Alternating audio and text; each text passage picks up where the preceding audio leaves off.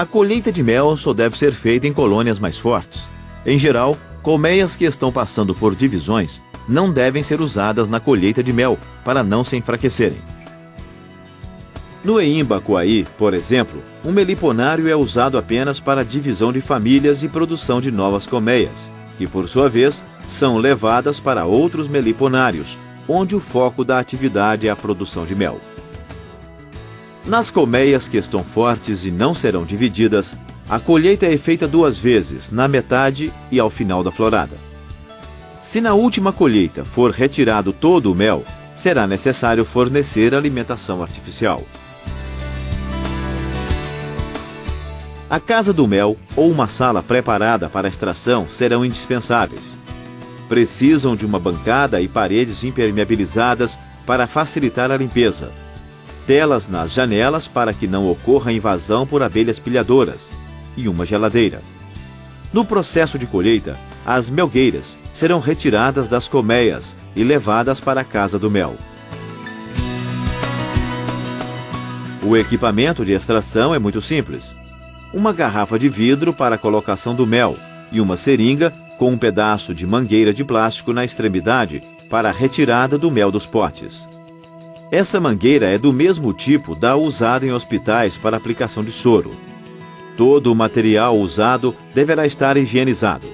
A seringa e a mangueira, preferencialmente, devem ser esterilizadas e depois descartadas ao final da colheita. Os vidros devem estar limpos, evitando-se reaproveitamento de embalagens. Estamos trabalhando com o alimento, sendo fundamental utilizar as melhores práticas de higiene.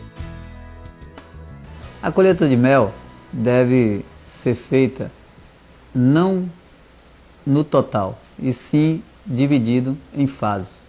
Então nunca devemos colocar diversas melgueiras para colher tudo ao mesmo tempo. Por quê?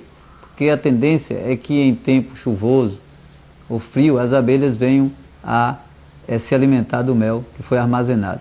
Nós recomendamos primeiramente dividir a colheita em etapas. À medida que os potes serão operculados e as melgueiras estiverem lotadas de pote, nós recomendamos a retirada do mel. Quando você colher de potes que não estão operculados, a tendência é colher mel verde que irá fermentar mais facilmente, pelo maior teor de umidade que esses potes contêm.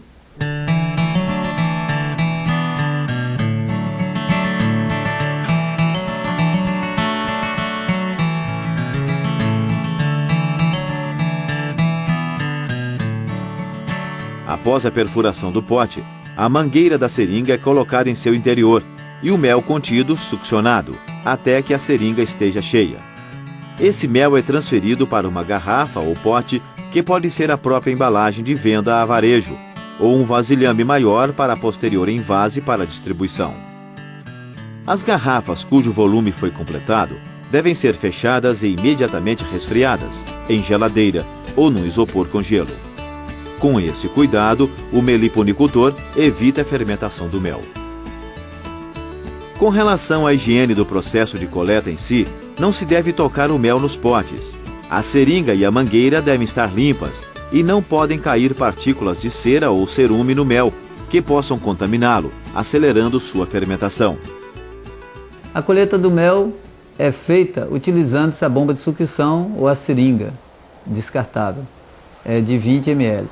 No caso de abelhas trigonas, como por exemplo a jataí, que tem potes pequenos. No caso da uruçu e de outras abelhas melíponas, nós podemos utilizar a bomba de sucção.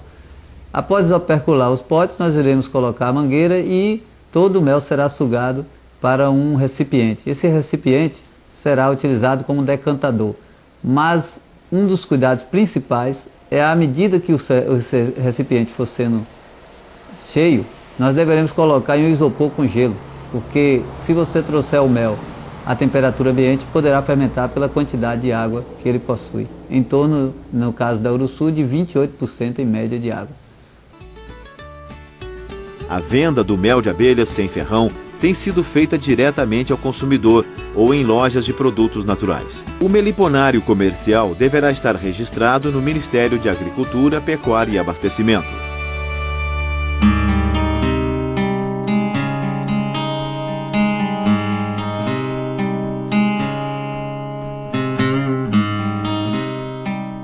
As nossas abelhas sem ferrão já produzem a maior parte do mel consumido na região norte do Brasil.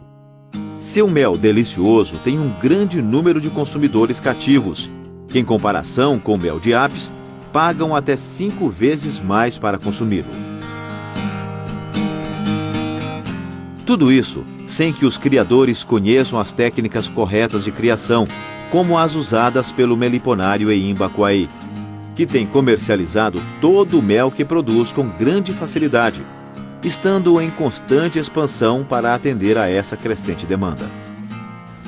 Lembrando que as abelhas sem ferrão, com essas 300 espécies, elas poderão produzir não só o mel, mas diversos outros produtos.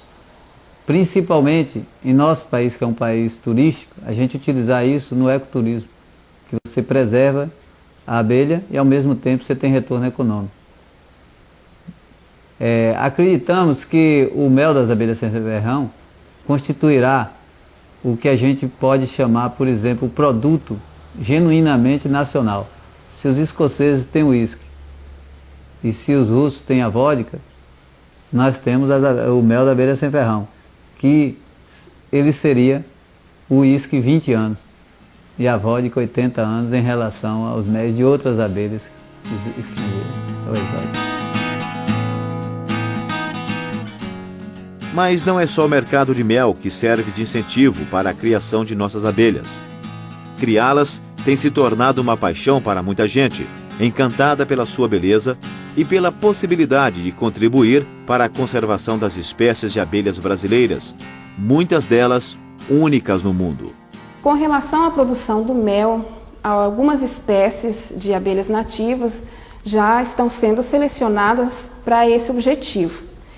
Aqui no Nordeste tem a abelha uruçu, né, a Melipona scutellariis, tem a jandaíra, tem a Melipona compréscipes, que é a tiúba no Maranhão, que são abelhas que foram selecionadas para a produção do mel.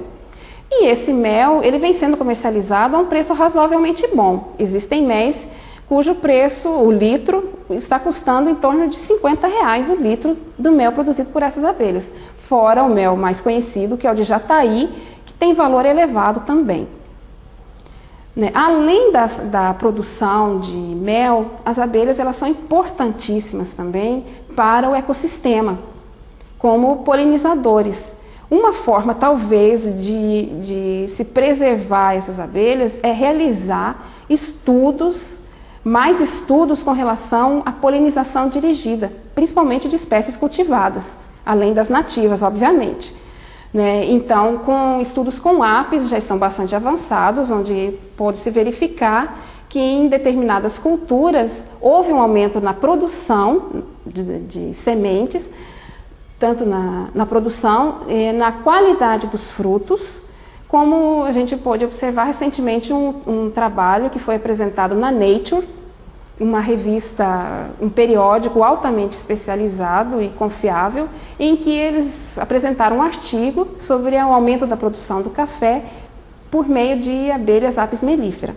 E esses estudos, exatamente, é que estão faltando ser realizados para as abelhas nativas, e que já estão em fase, já estão em implantação, já existem grupos no Brasil que desenvolvem esses estudos há algum tempo, porém são poucos ainda, E eu acho que o grande enfoque que a gente vai dar agora é exatamente isso, porque a variabilidade vegetal, a variabilidade genética ou a biodiversidade, ela depende da polinização, na maioria das vezes, por animais.